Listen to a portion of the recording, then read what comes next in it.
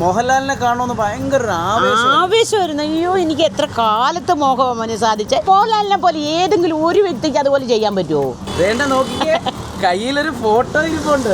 ഈ ഇട്ടിരിക്കുന്ന ഡ്രസ്സൊക്കെയാണല്ലോ ഇതിട്ടിട്ടാ ഞാൻ പോയിട്ട് മോഹൻലാലിനെ കാണുമെന്നുള്ള പ്രതീക്ഷയില്ലല്ലോ. അവർ കയറ്റുമെന്ന് അറിയത്തില്ലല്ലോ. ഞാൻ ഇനി ഇത്രയും മാത്രം പറഞ്ഞു, എന്നുണ്ണിക്കുട്ടനെ ഒന്ന് കാണാൻ. അയ്യോ, നല്ല സ്നേഹം, നല്ല സുന്ദരി കുട്ടപ്പനായിട്ട്. കുശൃതി കുട്ടനല്ലേ എനിക്ക് എന്ത് ഇഷ്ടമെന്നറിയോ. എൻ്റെ ഒരു 10-30 വയസ്സ് തൊട്ട് ആഗ്രഹിക്കുന്നതല്ലേ മോഹൻലാലിന് പറഞ്ഞാൽ എനിക്ക് എൻ്റെ ജീവനാണ്. ഞാൻ പ്രതീക്ഷിക്കാതെ എനിക്ക് ഫോട്ടോ കിട്ടിയില്ലേ. മകനെ പോലെ തന്നെ ഞാൻ. അതല്ലേ എന്നുണ്ണിക്കുട്ടനെ ഒന്ന് കാണാൻ. ഈ അമ്മ എത്ര കൊതിപ്പതെന്ന് പൊന്നുണ്ണി ഉണ്ടോ അറിഞ്ഞിടുന്നു. പക്ഷെ ആ കവിത പോലും ഞാൻ പറഞ്ഞില്ല. അവർ പറഞ്ഞൊന്നും പറയരുന്നല്ലേ. ലാലേട്ടന് ഒരു വാക്ക് മാത്രം പറഞ്ഞു. ഞാൻ പറഞ്ഞു, നാളെ ഞാൻ മരിച്ചാലും വേണ്ടില്ല. വേണ്ട, നമുക്ക് ഒന്നിച്ച് മരിക്കാമെന്ന്. മകന് ഭക്ഷണ വിഷബാധയേറ്റു മരിച്ചു. എൻ്റെ മോനിങ്ങനെ മരിച്ചു പോകുമെന്ന് ഞാൻ വിചാരിച്ചില്ല. രക്തഛർദ്ദിച്ച് മരിച്ചുപോയി. ആരെയും ബുദ്ധിമുട്ടിപ്പിക്കുന്ന എനിക്ക് ഇഷ്ടമില്ല. ഞാൻ തന്നെ അധ്വാനിച്ച് ഞാൻ തന്നെ ജീവിതം. ഞാൻ ഇവിടെ കടയിടുന്ന 35 വയസ്സിലായി കടയിടുന്നത്. എല്ലാ പുറമ്പോക്കുകാർക്കും കറണ്ട് കൊടുക്കാൻ പറഞ്ഞു. ഞാൻ ഒഴിച്ച് എല്ലാവർക്കും കിട്ടും. മഹാകവി വൈലോപ്പള്ളിയുടെ സ്ഥലമായത്. അത് ഇപ്പം പുറമ്പോക്കാം. നമസ്കാരം. എറണാകുളം തമ്മനം പുല്ലേപ്പടി റോഡിൽ റോഡരികിൽ പൊളിഞ്ഞു വീഴാറായ ഒരു ഷെഡിനുള്ളിൽ താമസിക്കുന്ന ഒരു അമ്മയ്ക്ക് ഏറ്റവും വലിയൊരു ആഗ്രഹം മോഹൻലാലിനെ ഒന്ന് നേരിട്ട് കാണുക എന്നുള്ളതായിരുന്നു. വളരെ വലിയ മോഹൻലാൽ ഫാനാണ് ഈ അമ്മ. അങ്ങനെ ഇരിക്കെ ഈ അമ്മയുടെ ആഗ്രഹം സഫലമായി. കൂടുതൽ വിശേഷങ്ങൾ അമ്മ തന്നെ പറയട്ടെ, നമുക്ക് ചോദിക്കാം. ഒരു നല്ല മഴ പെയ്താൽ, ഒരു കാറ്റടിച്ചാൽ പൊളിഞ്ഞു വീഴുന്ന അവസ്ഥയിലാണ് ഈ കടയും വീടും ഒക്കെ നിൽക്കുന്നത്. ആ അമ്മയോട് നമുക്ക് വിശേഷങ്ങൾ ചോദിക്കണം. അമ്മേ, നമസ്കാരം. അമ്മ നല്ല സന്തോഷത്തിലാണ്. കാരണം ഇതിനു മുമ്പ് കാണുമ്പോഴൊക്കെ അമ്മ ഒരു ആഗ്രഹം പറഞ്ഞിരുന്നു, മോഹൻലാലിനെ ഒന്ന് നേരിട്ട് കാണണം. അങ്ങനെ ഇരിക്കെ സംഭവം ഒപ്പിച്ചല്ലേ. ഹൃദയപൂർവ്വ സിനിമ ഷൂട്ടിങ്ങിന് മോഹൻലാൽ അപ്പുറത്തെ സ്റ്റുഡിയോയിൽ വന്നു. അപ്പോൾ എനിക്ക് ഇവിടുന്ന് ഇട്ട് ഓടിപ്പോകാൻ സമയമില്ലല്ലോ. ഞാൻ ഈ ചോറ് വീറ്റല്ലേ ജീവിക്കുന്നത്. അപ്പോൾ വയനാട്ടിലെ ആ സ്ഥലം വിറ്റ് കിട്ടിയാൽ എനിക്ക് കുഴപ്പമില്ല. അങ്ങനെ ഞാൻ ഓടിച്ചെന്നപ്പോഴത്തേനും അവർ പറഞ്ഞു, ആരെങ്കിലും പറഞ്ഞാൽ മാത്രമേ കയറ്റാൻ പറ്റത്തുള്ളൂ. കാരണം എന്നാന്ന് ചോദിച്ചാൽ അങ്ങനെ മോഹൻലാലിൻ്റെ അടുത്തോട്ട് വെറുതെ കയറ്റി വിടത്തില്ല. ഞാൻ പറയും, മോഹൻലാലിൻ്റെ കവിത എഴുതിയാൻ വൈറലായതാണ്. മല്ലിക സുകുമാരൻ എനിക്ക് ട്രോഫി റെഡ് കാർപ്പറ്റ് വെച്ച് തന്നിട്ടുണ്ട്. നിങ്ങൾ അതാരെങ്കിലും പറയുവാണെങ്കിൽ എന്നെ മോഹൻലാൽ കയറ്റി വിടുമെന്ന് പറഞ്ഞു. മോഹൻലാലിനെ കുറിച്ച് എന്തായിരുന്നു കവിത എഴുതിയേ? മനസ്സിൽ കുളിർക്കോരും തേന്മഴയായി മധുരമാം കലകളും പൂത്ത് മഞ്ഞിൽ വിരിഞ്ഞ ചെന്താമരപ്പൂവ് ഷഷ്ടി പൂർത്തിയായി എന്നാകിലും ഇന്നും 17 പടിയിൽ നിൽക്കുന്നു നിലാവു പോലെ മന്ദഹാസവും തൂകി നിൽക്കുന്നു. അത് അങ്ങനെയാണ് ആ കവിത. അമ്മ ഇപ്പോഴും ഇവിടെ ഒരു കൊച്ചു ഹോട്ടലൊക്കെ നടത്തുവാണ്. ഒരു ചെറിയ ഷെഡിനകത്താണ് ഈ ചോറൊക്കെ വെച്ച് കൊടുക്കുന്നത്. അങ്ങനെയാണ് ഉപജീവന മാർഗം അല്ലേ? അതെ. എനിക്ക് വേറെ മകൻ മരിച്ചുപോയി. പിന്നെ വസ്തുണ്ട്, വിറ്റ് കിട്ടണം. മകൻ എന്ത് സംഭവിച്ചു? മകന് ഭക്ഷണ വിഷബാധയേറ്റു മരിച്ചു. 2 വർഷമായിട്ടുള്ളൂ. 2 വർഷം ഞാൻ കട തുറന്നില്ല. ഇപ്പം ഞാൻ പുതിയതായിട്ട് തുറന്നേ ഉള്ളൂ. ആരെയും ബുദ്ധിമുട്ടിപ്പിക്കുന്ന എനിക്ക് ഇഷ്ടമില്ല. മകന് മക്കളുണ്ട്. അവർ നല്ല നിലയിലാണ്. വീടുണ്ട്, എല്ലാ സൗകര്യമുണ്ട്. കാറും ബൈക്കും വണ്ടി എല്ലാം ഉണ്ട്. പക്ഷെ എനിക്ക് ആരുടെയും മുൻപിൽ ഇഷ്ടമില്ല. ഞാൻ തന്നെ അധ്വാനിച്ച് ഞാൻ തന്നെ ജീവിതം മുന്നോട്ട് കൊണ്ടുപോകുന്നു. എൻ്റെ വസ്തു എനിക്ക് എൻ്റെ അച്ഛനും അമ്മയും തന്ന വസ്തു അതെവിടെയാണ്? വയനാട്ടിൽ വാളാടെന്ന് പറഞ്ഞ സ്ഥലത്ത് ഇനിയൊരു 32 സെൻറ്റ് സ്ഥലം കിടപ്പുണ്ട്. ഹൈബയുടെ സൈഡാണ്. അതൊരു നേരിയ വില കിട്ടുകയാണെങ്കിൽ, വിലയെന്ന് വെച്ചാൽ ഞാൻ 1.5 ലക്ഷം ചോദിച്ചിട്ടുള്ളൂ. ഇപ്പോൾ അവിടെ അതിനേലും വില കൂടിയിട്ടുണ്ട്. അപ്പോൾ ആ വില കിട്ടിയാൽ എനിക്ക് എൻ്റെ മോൻ എന്നോട് പറയുമായിരുന്നു, എന്തിനാ ഇങ്ങനെ കിടന്ന് അലയുന്നത്, അത് വിറ്റ് ബാങ്കിലിട്ടാൽ നമുക്ക് ചിലവിന് പൈസയാവും, അവൻ്റെ വീടിൻ്റെ മുകളിൽ 2 നില പണിത് ജീവിച്ചോ എന്നൊക്കെ അവൻ പറയുമായിരുന്നു. പക്ഷേ എൻ്റെ മോൻ ഇങ്ങനെ മരിച്ചു പോകുമെന്ന് ഞാൻ വിചാരിച്ചില്ല. ഭക്ഷണ വിഷബാധയേറ്റ് എൻ്റെ കുഞ്ഞു ഛർദ്ദിലും വയറിളക്കവും എല്ലാം വന്ന് രക്തഛർദ്ദിച്ച് മരിച്ചുപോയി. അപ്പോൾ അത് കാരണം മകൻ്റെ മക്കൾ ചെറുതൊന്നുമല്ല. എൻ്റെ മകൻ എൻ്റെ 15 വയസ്സിലെ മകനാണ്. 21 വയസ്സിൽ ഞാൻ കല്യാണം കഴിപ്പിച്ചു. കാരണം അവന് ഞങ്ങൾക്ക് നല്ല മീൻ കച്ചവടം, എൻ്റെ ഭർത്താവ് മീൻ കച്ചവട വ്യാപാരിയൊക്കെ ആയിരുന്നു. നല്ല കച്ചവടം ഹോട്ടലിലൊക്കെ കൊടുത്ത് നല്ല ജീവിച്ചു വന്നു. അങ്ങനെ വരുന്ന സമയത്ത് അവന് 21 വയസ്സ്. അവൻ തയ്യൽക്കാരനായിരുന്നു. എനിക്കൊരു തൊഴിൽ പഠിപ്പിക്കുക. അന്ന് ഞാൻ നേരെ വിപരീതമാണ്. പഠിത്തം ജോലി കിട്ടിയാൽ കിട്ടിയില്ല. ഒരു കൈത്തൊഴിൽ പഠിച്ചാൽ എങ്ങനെയാലും അവന് ജീവിച്ചു പോകാം. അങ്ങനെ തയ്യൽ പഠിച്ച് അവന് ആരുടെ പാൻറ്റ്, ആര് തയ്ച്ചാലും ചേരാത്ത പാൻറ്റ് അവൻ തയ്ച്ച അടിപൊളി തയ്യൽക്കാരനായിരുന്നു. അങ്ങനെ കട ഇവിടെ ആസാദ് റോഡിൻ്റെ അറ്റത്ത്, പിന്നെ ഗുരുവായൂർ. അങ്ങനെ നല്ല അന്തസ്സോട് ജീവിച്ചു വരികയാണ്. പിന്നെ കല്യാണം കഴിഞ്ഞു. 21 വയസ്സിൽ ഞാൻ കല്യാണം കഴിപ്പിച്ചു. അപ്പോൾ ആ കുഞ്ഞുങ്ങൾ, അവന് 38 വയസ്സായപ്പോൾ അവൻ്റെ മകളെ കല്യാണം കഴിച്ചു. ഡിഗ്രി പഠിക്കുമ്പോൾ കുവൈറ്റിൽ നല്ല സ്കൂളിൽ ജോലിയുള്ള പയ്യൻ വന്നു. കല്യാണം കഴിച്ചു കൊടുത്തു. അവൾ അടിപൊളിയായിട്ട് അന്തസ്സോട് ജീവിക്കുന്നു. 2-3 നില വീടും അന്തസ്സോടായിട്ട് അവൾ ജീവിച്ചു പോന്നു. അത് കഴിഞ്ഞപ്പോഴത്തേനും കൊച്ചുമോൻ, അവനും ദൈവം അനുഗ്രഹിച്ച് നല്ലൊരു ജോലിയുണ്ട്. അത് വിളിച്ചു പറയണ്ട, എന്തിനാ പറയുന്നത്, എന്നാന്നറിയാം. നമ്മൾ അമ്മയെ പറഞ്ഞ ആരും അറിയണ്ട. അല്ല, അതാ പറഞ്ഞത്. അത് ഞാൻ പിന്നെ പറയാം. മോഹൻലാലിനെ കാണുമെന്ന് ഭയങ്കര ആവേശമായിരുന്നു. അയ്യോ, എനിക്ക് എത്ര കാലത്ത് മോഹമന് സാധിച്ച. എനിക്ക് മോഹൻലാലിനെ കണ്ടു കഴിഞ്ഞിട്ട് ഒന്നും പറയാൻ തോന്നിയില്ല. വേണ്ട, നോക്കിക്കേ, കയ്യിലൊരു ഫോട്ടോ ഇരിപ്പുണ്ട്. അമ്മ മോഹൻലാലിനെ കണ്ടതിൻ്റെ ആ ഒരു ചിത്രം എല്ലാവരും ഒന്ന് കണ്ടേ.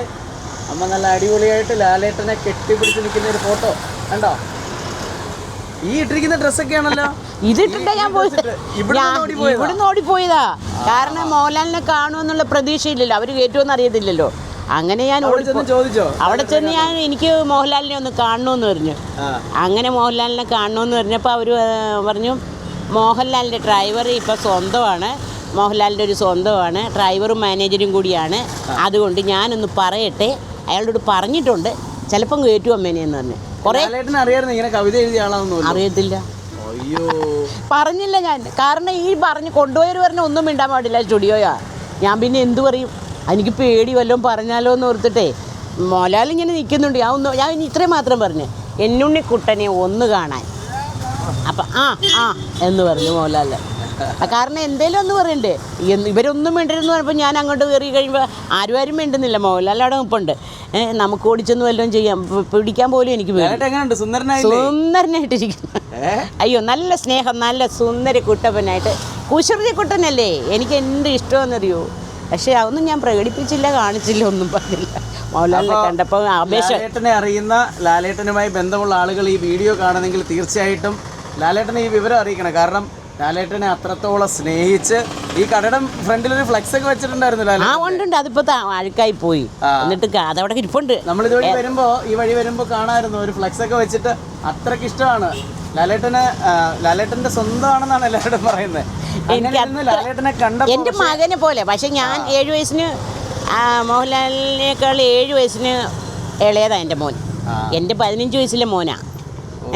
അപ്പം എൻ്റെ മോന് 7 വയസ്സിൻ്റെ ഇളയതാ മോഹൻലാൽ. ഈ വീഡിയോ കാണുന്നവരുണ്ടെങ്കിൽ ലാലേട്ടൻ്റെ അടുത്ത് ഈ വിവരം അറിയിക്കട്ടെ. ഇങ്ങനെയുള്ള ഒരു അമ്മയാണ് ലാലേട്ടനെ കാണാൻ ചെന്ന്. പക്ഷെ അറിയത്തില്ല, പുള്ളിക്കറിയത്തില്ല. ഞാൻ അവിടെ കയറി ചെന്ന് മോനെ കണ്ട്, മോനേന്ന് പോലും ഞാൻ വിളിച്ചില്ല.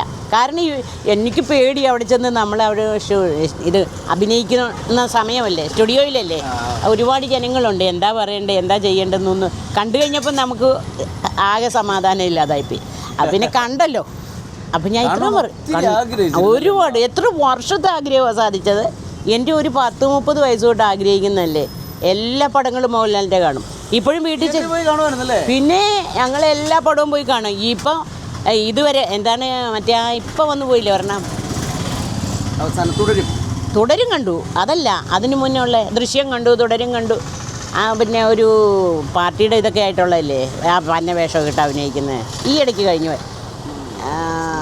പാർട്ടിയുടെ ഇത് പൃഥ്വിരാജിൻ്റെ അത് കണ്ടു. അങ്ങനെ മോഹൻലാലിൻ്റെ പടമെല്ലാം കാണും. പിന്നെ ഞാൻ വീട്ടിൽ ചെല്ലുമ്പോൾ എല്ലാ പഴയ പടങ്ങളും വീട്ടിൽ വലിയ TV ഉണ്ട്.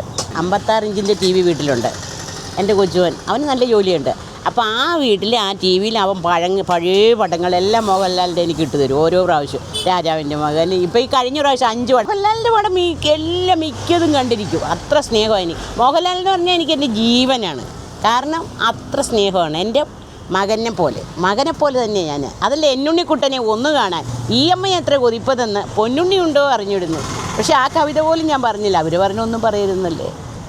അങ്ങനെ കാരണം എനിക്ക് ഇതുപോലൊരു വണ്ടത്തരം പറ്റി. പിന്നെ പക്ഷെ വേണ്ടിയില്ല, എനിക്ക് മോഹൻലാൽ പറഞ്ഞില്ലെങ്കിലും ഇതിലൂടെ കണ്ടു പോകുന്നുണ്ട്.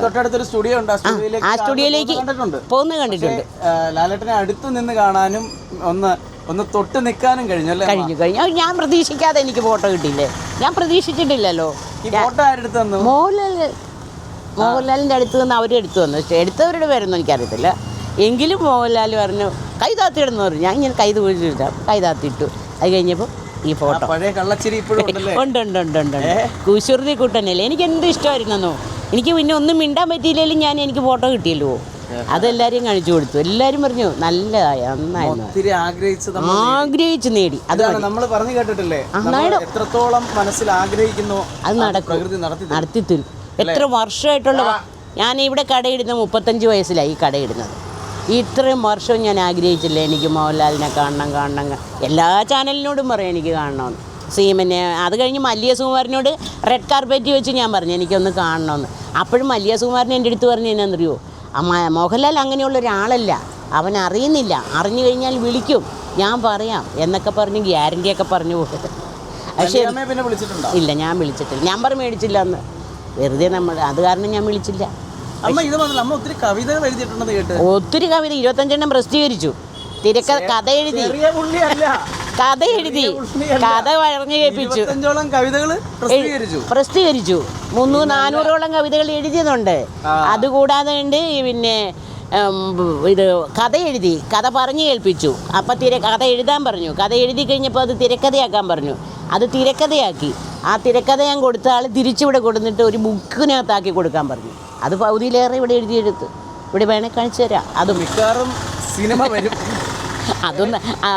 അതൊന്നും ഞാൻ പറഞ്ഞിട്ടില്ല. സന്തോഷം. കാരണം അമ്മ ഇപ്പോഴും ഈ അമ്മ കഷ്ടപ്പെട്ട് രാവിലെ മുതൽ എത്ര മണിക്ക് എഴുതി? 6:30 മണിക്ക് എഴുന്നേൽക്കത്തുള്ളൂ. 6:30 എഴുന്നേറ്റ് ഭക്ഷണ സാധനങ്ങളൊക്കെ ഉണ്ടാക്കി ഈ ഒരു കൊച്ചു കടയ്ക്കകത്ത് നമ്മൾ ആരെ ആശ്രയിക്കും? സ്ഥിരമായിട്ട് വന്ന് കഴിക്കുന്ന ഒരുപാട് പേരുണ്ടല്ലേ? 45 വർഷമായി കടയുണ്ട്. തമ്മനം പുല്ലേപ്പടി റോഡിൽ 45 വർഷമായിട്ട് ഈ കട ഇവിടെ ഉണ്ട്. വേറൊരു കാര്യം കൂടെ പറയാനുണ്ട് മോനെ, എനിക്കിവിടെ ലൈറ്റ് ഇല്ലാതെ ചാനലുകാർ ഇവിടെ വന്ന് ഇരുട്ടത്തിരുന്ന് ഞാൻ കവിത എഴുതുന്നത് അവർ ടി വിയിലിട്ടു. അച്ചുമാമൻ അന്ന് ജീവിച്ചിരിപ്പുണ്ട്, മുഖ്യമന്ത്രിയാണ്. എല്ലാ പുറമ്പോക്കുകാർക്കും കറണ്ട് കൊടുക്കാൻ പറഞ്ഞു. ഞാൻ ഒഴിച്ച് എല്ലാവർക്കും കിട്ടും. എനിക്കാരും തന്നില്ല, എനിക്ക് അറിയത്തില്ലായിരുന്നു ഇതെവിടെ. എല്ലാം കഴിഞ്ഞപ്പോൾ ഒരു നമ്പർ ഇവിടെ ആരണ്ട് കൊണ്ട് തന്നു, ഇതേ ചേച്ചി മറന്നുപോയി എന്ന് പറഞ്ഞു. കറണ്ടില്ല. ഞാൻ പറഞ്ഞില്ലേ പുറമ്പോക്ക. ഇത് മഹാകവി വൈലോപ്പള്ളിയുടെ സ്ഥലമാണ് ഇത്. പക്ഷെ അവർക്കറിയത്തില്ല ഇവിടെ ഈ സ്ഥലമുള്ള കാര്യം. അതാണ് കഥ. അത് ഇപ്പം പുറമ്പോക്ക. ഞാൻ പോയായിരുന്നു സർവേ 166 കണ്ട സർവേ നമ്പർ. അപ്പുറത്തുനിന്ന് മുറിഞ്ഞതായത്. അപ്പോൾ അവരായിരുന്നു ഇവിടെ തേങ്ങൊക്കെ ഉള്ളപ്പോൾ തേങ്ങയൊക്കെ ഇടുന്നത്. അവരെനിക്ക് നമ്പർ തന്നിട്ട് ഞാൻ കൊണ്ടുവന്ന് ചോദിച്ചപ്പം പറഞ്ഞു അതിനിപ്പോൾ പിന്നെ പുറമ്പോക്കിലായിപ്പോയെന്ന് പറഞ്ഞു. അങ്ങനെ പറഞ്ഞു. വൈലോപ്പള്ളിക്കാർക്ക് അറിഞ്ഞുകൂടാ, ഇവിടെ 2-3 സെൻറ്റ് സ്ഥലം കിടപ്പുണ്ട് അപ്പുറത്തും ഇപ്പുറത്തുമായിട്ട്. ഈ 40 വർഷമായിട്ട് ഇവിടെ ഇരുന്നിട്ട് ഇതിനൊരു പട്ടയം കിട്ടിയില്ല അല്ലേ? ഞാൻ പോയിട്ടില്ലല്ലോ പട്ടയത്തിന്, 45 വർഷമായി. ഇവിടുന്ന് ആരെങ്കിലും പറഞ്ഞു ഇറങ്ങി കൊടുക്കണമെന്നെല്ലാം പറഞ്ഞു? ഇല്ലില്ല, അത് കോർപ്പറേഷൻ. അപ്പം അച്ചുമാവൻ അത് വരുമ്പോൾ പോകണം. അത് കേട്ടോ, അച്ചുമാവൻ ഇവിടെ മുഖ്യമന്ത്രിയായിരിക്കുമ്പം എൻ്റെ നാട്ടുകാരനാണ് അച്ചുമാമൻ. ഞങ്ങൾ ചേർത്തല, ആലപ്പുഴക്കാർ, ചേർത്തല ചെറുവാരണം എന്ന് പറഞ്ഞ സ്ഥലത്താണ് എൻ്റെ അച്ഛൻ്റെ വീട്. എൻ്റെ അച്ഛൻ്റെ അനിയൻ ചങ്കുണ്ണി എന്ന് പറഞ്ഞ ആൾ മാർക്സിസ്റ്റ് പാർട്ടിയുടെ നേതാവായിരുന്നു. അങ്ങേരും ഇങ്ങേരും നല്ല പരിചയമാണ്. അപ്പോൾ ആ ബന്ധവും പറഞ്ഞ് ഞാനൊരു ലെറ്റർ എഴുതിയിട്ട് ഇതിൻ്റെ ഫോട്ടോയും എടുപ്പിച്ച്, അപ്പോൾ ഇവിടെ ഒരു വക്കീലുണ്ടായിരുന്നു, അങ്ങേരെ എഴുതി തന്നെ. അങ്ങേര് പറഞ്ഞു ഞാൻ ജഡ്ജിയുടെ പരീക്ഷ എഴുതിയിട്ടുണ്ട്, ചിലപ്പോൾ അങ്ങേര് കാണുമായിരിക്കും ചെയ്തി, ചിലപ്പോൾ എഴുതിയിട്ടുണ്ട്, എനിക്ക് ചിലപ്പം ജഡ്ജിയായിട്ട് ഇതാവുമെന്ന് പറഞ്ഞു. പക്ഷേ അങ്ങേരിപ്പോൾ ജഡ്ജിയാണ് തിരുവനന്തപുരത്ത്. ഒരു കൈ ഇങ്ങനെ സ്വാധീനം ഇച്ചിരി കുറവുണ്ട്.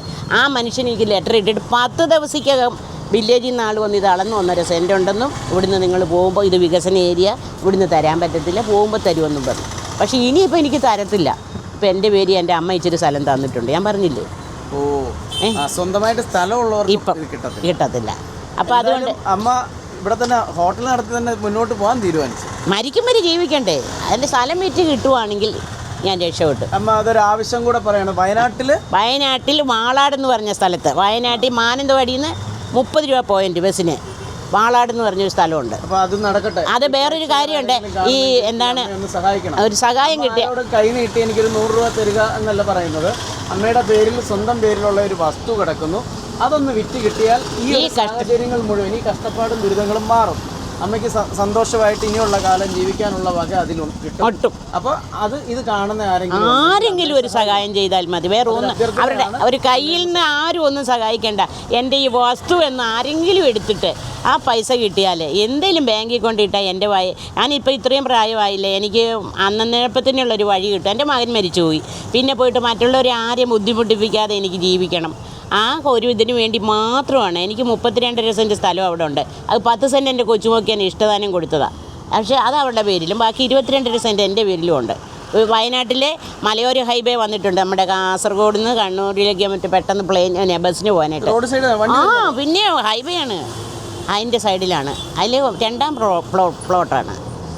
ആദ്യം എൻ്റെ ആങ്ങളുടെ, അത് കഴിഞ്ഞാണ് എനിക്ക് റോഡുണ്ട്, വണ്ടി കയറുന്നിടം വരെയുള്ള റോഡുണ്ട്. അതൊന്ന് വിറ്റ് കിട്ടിയാൽ എനിക്ക് ദൈവത്തിൻ്റെ അനുഗ്രഹം കൊണ്ട് എവിടെയെങ്കിലും ഈ കഷ്ടപ്പെട്ട് ജീവിക്കണ്ടല്ലോ. ഈ കഷ്ടപ്പാടെന്ന് വെച്ചാൽ രാവിലെ തൊട്ട് മോനെ വെള്ളം ഒരിടത്താണ്, വെള്ളം ആരെങ്കിലും എടുത്തു തരണം, വിറകുകൾ വേണം, എല്ലാ സാധനവും കൊണ്ടുവന്ന് വല്ലവരും നമുക്ക് തന്നെ പറ്റത്തില്ലല്ലോ, നമ്മുടെ പ്രായം ഇത്രയൊക്കെ ആയില്ലേ. അപ്പോൾ ആ സ്ഥലമൊന്ന് വിറ്റ് കിട്ടിയാൽ എൻ്റെ മകൻ മരിക്കുന്ന മുമ്പും പറയുമായിരുന്നു, എന്തിനാണ് ഇങ്ങനെ നാണം കെടുത്തുന്നത്, എന്തിനാണ് ഇങ്ങനെ നാണം കെടുത്തുന്നത്, നിങ്ങൾക്ക് ജീവിക്കാനുള്ള വകയുണ്ടല്ലോ, അത് വിറ്റിട്ട് കൊണ്ടുവന്ന് നിങ്ങൾ ബാങ്കിൽ കൊണ്ട് ഇട്ട് കഴിഞ്ഞാൽ, മുത്തൂറ്റ് ബാങ്കിൽ കൊണ്ട് ഇടുവാണെങ്കിൽ നിങ്ങൾക്ക് 10,000 രൂപ കിട്ടും, 5 ലക്ഷം, ഒരു 10 ലക്ഷം രൂപ ഇട്ടാൽ എന്നൊക്കെ അവൻ പറയുമായിരുന്നു. പക്ഷെ അത് വിറ്റ് കിട്ടണ്ടേ മോനെ. കവിതകളൊക്കെ പിന്നെ പാടാറുണ്ടോ? കവിത ചെല്ലാറുണ്ടോ? പിന്നെ കവിത ചെല്ലാറുണ്ട്. നമുക്കൊരു കവിത ഇല്ലല്ലോ. പിന്നെ എന്താ, ഞങ്ങൾ വരുന്ന കാലത്ത് നമ്മുടെ ഈ പ്രദേശം നല്ല കണ്ടമാണ്. ഈ ഫ്ലാറ്റുകളൊന്നുമില്ല. ഞാൻ താമസിക്കാൻ വരുന്ന 45 വർഷം മുൻപത്തെ കഥയാണ്. അന്ന് ഇത് പാലാതുരുത്തിയുടെ ഓർമ്മയെന്ന് പറഞ്ഞതിൻ്റെ ഒരു കവിതയുണ്ട്. അന്നിവിടെ ഫ്ലാറ്റുകളില്ല, നിറച്ചും നെൽപ്പാടങ്ങളാണ്, നല്ല ചെറിയ ചെറിയ വീടുകളാണ്, നല്ല മനുഷ്യരാണ്, അപ്പം നല്ല പച്ചക്കറികൾ, അങ്ങനെയുള്ളൊരു ഉള്ള കാലമാണ്. അപ്പോൾ കേട്ടോ, പിന്നെ ഇവിടെ ഒരു തോടുണ്ട്. ആ തോട്ടിൽ മരിച്ചു കഴിഞ്ഞാൽ കർമ്മങ്ങൾ ചെയ്യുന്ന ആ നല്ല വെള്ളമാണ്.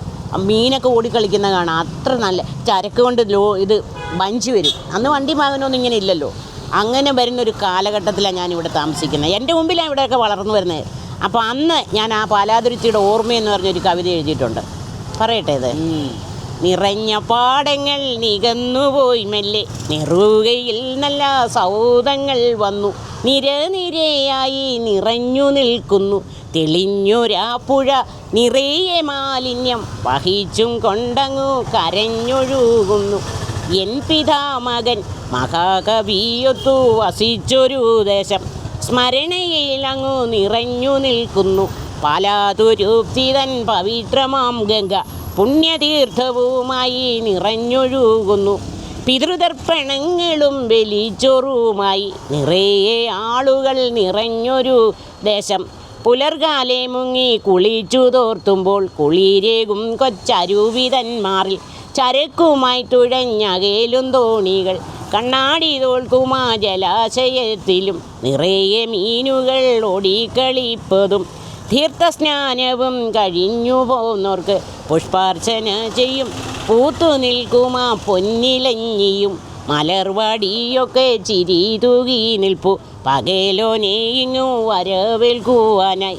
പറവകളൊക്കെ പാടി പുകഴ്ത്തുന്നു കൈതപ്പൂവിൻ്റെ സുഗന്ധവുമായി. പുലർകാലെ കുളിർ തെന്നലുമെത്തി കൈതക്കാട്ടിലും ചേക്കേറുവാനായി. വെളുത്തൊരാ കൊറ്റി നിറയെ എത്തുന്നു. പുലർകാലത്തെല്ലാം പറന്നു വന്നിട്ട് ഒറ്റക്കാലിൽ നിന്നു തപസ്സു ചെയ്യുന്നു. നിറയെ മീനുകൾ കൊത്തിപ്പറപ്പതും ചിറവഴി നീളെ നിറഞ്ഞു നിൽക്കുന്നു. ചീരയും ചേമ്പും പയറും വെണ്ടയും പാവലും പീച്ചിലും സമർത്ഥമായിട്ടങ്ങു വിളഞ്ഞു നിൽക്കുന്നു. വിശന്നൊരുണ്ണികൾ കരഞ്ഞിടും നേരം ചിറവഴിയമ്മ നടന്നു നീങ്ങുന്നു. നിറയെ മുണ്ടകൻ വിളഞ്ഞു നിൽക്കുന്നു. വിളഞ്ഞ നെൽമണി ഉതിർത്തു തൻ മടി നിറച്ചു കൊണ്ടിഞ്ഞു തിരിച്ചു വന്നിട്ട് തിളപ്പിച്ചു നെല്ലു വറുത്തു കുത്തി കഞ്ഞിയും വച്ചു. ഒരു വല വീശി കറിക്കു മീനുമായിട്ട് അച്ഛനുമെത്തി സുഭിക്ഷമായി ഭക്ഷണം കഴിച്ച് അരുമ മക്കളെ പുണർന്നുറങ്ങുന്നു. പുതുമഴ പെയ്താൽ മണ്ണിൻ മണം നുകരുവാനിന്ന് കുടിലുകളില്ല, വയലുകളില്ല. കതിർമണി ഒത്തി പറന്നു പോകുമാ കുഞ്ഞാറ്റ കിളികളെ ഒന്ന് കണി കാണാനില്ല. സ്മരണയിലെല്ലാം നിറഞ്ഞു. ഒരു രക്ഷയില്ലമ്മ. അങ്ങനെ എല്ലാം ഓർമ്മയുണ്ടല്ലേ? ഇപ്പോഴും കവിതകളൊക്കെ ഓർത്തിരിക്കുന്നു. ഇത്രയും വർഷങ്ങൾക്ക് മുമ്പ് എഴുതിയ കവിതകൾ ഓർക്കുന്നു. അമ്മ ഇപ്പോഴും ലാലേട്ടനായിട്ടൊരു കളിയില്ല. ലാലേട്ടനെ പിന്നെ ലാലേട്ടന് ഒരു വാക്ക് മാത്രം പറഞ്ഞു. ഞാൻ പറഞ്ഞു നാളെ ഞാൻ മരിച്ചാലും വേണ്ടില്ല. വേണ്ട നമുക്ക് ഒന്നിച്ച് മരിക്കാമെന്ന് അങ്ങനെ പറഞ്ഞു. കാരണം എനിക്ക് എൻ്റെ ഈ ആഗ്രഹം വരുന്നില്ല മോനെ, എനിക്ക് ലാലേട്ടനെ ഒന്ന് അടുത്ത് കാണണം. എനിക്ക് ഇന്നും അതെ, എപ്പോഴും അതെ. എനിക്ക് ആ കുസൃതിത്തരങ്ങൾ ആ സിനിമയൊക്കെ മോഹൻലാലിനെ പോലെ ഏതെങ്കിലും ഒരു വ്യക്തിക്ക് അതുപോലെ ചെയ്യാൻ പറ്റുമോ? ആ സിനിമയിൽ ആ കള്ളനോട്ടം, ആ ചിരി, ആ പുഞ്ചിരി, എല്ലാ വിധത്തിലും ആ പിന്നെ ശോഭനേനിട്ട് പേടിപ്പിക്കുന്നത്, മറ്റേ മഞ്ജു വാര്യർ, എല്ലാ തരത്തിലും ഒരു കുസൃതി കുട്ടനല്ലേ. ഇപ്പോഴും നല്ല ചെറുപ്പമായിട്ടിരിക്കല്ലേ? അത് അതേപോലെ എൻ്റെ കൊച്ചുവൻ എന്നോട് ചോദിച്ചു, എങ്ങനെയാണ് സുധാമ ആ കാണുന്ന പോലെ? ഞാൻ പറഞ്ഞു അതേപോലെ തന്നെ ഇരിക്കുന്ന പോലെ എന്ന് പറഞ്ഞു. എന്നാലും എനിക്കത് ഇപ്പം ഞാൻ അവിടെ പോയപ്പോൾ 7ൻ്റെ മണി 7ൻ്റെ മണി അത് ഞാൻ ടി വി കണ്ടു കഴിഞ്ഞപ്പോൾ ഓർത്തു നല്ല രസമുള്ള മുണ്ടും ഒക്കെ എടുത്ത് നിൽക്കുന്നു. എനിക്കറിയത്തില്ല. എനിക്ക് എല്ലാ സിനിമാ നടന്മാരും ഉണ്ടെങ്കിലും അമ്മയുടെ ആഗ്രഹം സാധിച്ചു മോനെ. എൻ്റെ ജീവിതത്തിൽ ഒരിക്കലും ഞാൻ പ്രതീക്ഷിച്ചില്ല ഇങ്ങനെ ഒരു ഫോട്ടോ എനിക്ക് കിട്ടുമെന്ന്. ഞാൻ മോഹൻലാലിനെ ഒന്ന് കാണണമെന്നല്ലേ പറഞ്ഞോളൂ. അവരോട് ഞാൻ പറഞ്ഞു, അവരെൻ്റെ അടുത്ത് ചോദിച്ചു മോഹൻലാലിനെ ഒന്ന് കണ്ടാൽ മതിയോ? ഞാൻ പറഞ്ഞു എനിക്കൊന്ന് കണ്ടാൽ മതി, വേറെ ഒന്നും വേണ്ട. തിരക്കൊന്നുമില്ലായിരുന്നല്ലേ? തിരക്കാന്ന്. ഓ, അതല്ലേ ഒന്നും മിണ്ടരുതെന്ന് അവർ പറഞ്ഞേ. കാരണം സ്റ്റുഡിയോയിൽ അഭിനയിച്ചുകൊണ്ടിരിക്കുക. അതിൻ്റെ ഇടയിൽ കൂടി വന്നിട്ട് കാണാനുള്ള ഒരു മനസ്സ് കാണിച്ചു. അതല്ലേ, അത് കാണിച്ചു. അത് അവർ ചെന്ന് പറഞ്ഞപ്പോൾ ആ മനസ്സിന് നന്ദി കൊടുക്കണ്ടേ, നല്ല പറയണ്ടേ, അത് ചെയ്തല്ലോ. അമ്മ ഹാപ്പിയാണ്. അത് കിട്ടിയോടെ എനിക്ക് ഹാപ്പിയായി. കാരണം ഞാൻ വളരെ ആഗ്രഹിച്ചു. പക്ഷേ അവരൊക്കെ വലിയ ആളല്ലേ. അത് തന്നെയല്ലേ കേണലാണ് എല്ലാ വിധത്തിലും. ഞാൻ കൈ തൊഴുത് പിടിച്ചിട്ട് പോയത്. കാരണം എൻ്റെ മകൻ്റെ പ്രായമാണ്, 7 വയസ്സിന് മൂപ്പുള്ളെങ്കിൽ പോലും എനിക്കൊരു ബഹുമാനമില്ലേ, നമുക്കൊരു ആരാധനയില്ലേ ആ ഒരു ഇതിൽ. അപ്പോൾ ഈ ലാലേട്ടനോട് ആരാധന തോന്നി തുടങ്ങിയിട്ട് സിനിമ കണ്ടു തുടങ്ങിയിട്ടാണ്. മഞ്ഞൾ വിരിഞ്ഞ പൂക്കൾ തൊട്ട് രാജാവിൻ്റെ മകൻ തൊട്ട് ഇങ്ങനെ സ്ഫടികം, അങ്ങനെ അവൻ ആ മറ്റേ സ്മിത ചവിട്ടി തടകുന്ന ഒരു രംഗമില്ലേ, അങ്ങനെ ആ പിന്നെ മറ്റേ ഇവള് ഉർവശിയായിട്ട് ലോറിയൊക്കെ ഇടുന്നിട്ട് തല്ലി പിടിക്കുന്നത്, അങ്ങനെ കുറേ അതൊക്കെ അവർ എടുത്തുണ്ട് ആ സീനുകളൊക്കെ. അത് എന്തിനാണെന്നറിയാം, അത് വന്നോന്ന് ആർക്കറിയാം. അപ്പോൾ ഒരുപാട് സന്തോഷം തോന്നി എനിക്കും. വളരെ വളരെ വളരെ മോനല്ലേ വന്നതിലും ഇതിപ്പോൾ ഇങ്ങനെ കാണാൻ പറ്റിയതിലും വളരെ ആഗ്രഹം. മോനെ ദൈവം അനുഗ്രഹിക്കട്ടെ. കാരണം എൻ്റെ ഒരു ആശയമായിരുന്നു ഇത് ഞാൻ ഇങ്ങനെ കണ്ടല്ലോ എന്നെങ്ങനെ അറിയും. ഞാനിങ്ങനെ ആഗ്രഹിക്കുന്നെങ്കിലും ഇത് കണ്ടെന്ന് ആരും അറിയുന്നില്ലല്ലോ. ഇപ്പം എന്തായാലും ലോകം മുഴുവൻ അറിയട്ടെ. അതെ, അമ്മ ലാലേട്ടനെ കണ്ടു. എനിക്ക് എൻ്റെ ഏറ്റവും വലിയൊരു ആഗ്രഹം, ഇനി മരിച്ചു പോയാലും കുഴപ്പമില്ല.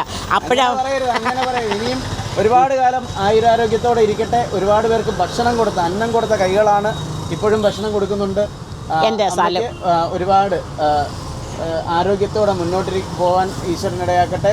അമ്മയുടെ ഒരു ആഗ്രഹം പറഞ്ഞൊരു സ്ഥലം വിറ്റ് കിട്ടിയാൽ അമ്മ തീർച്ചയായിട്ടും ഈ ഒരു അവസ്ഥയിൽ നിന്ന് മാറും. അതിനുള്ള എനിക്കൊരു വീട് വാങ്ങാനും എനിക്ക് ബാങ്കിലിടാനും എല്ലാം പൈസ ഉണ്ടാവും. ഒന്ന് വിറ്റ് കിട്ടിയാൽ ഒരുപാട് സഹായമാകും. കഴിയുന്നവർ അത് എത്രയും പെട്ടെന്ന് അമ്മയെ സഹായിക്കണം. നന്ദി.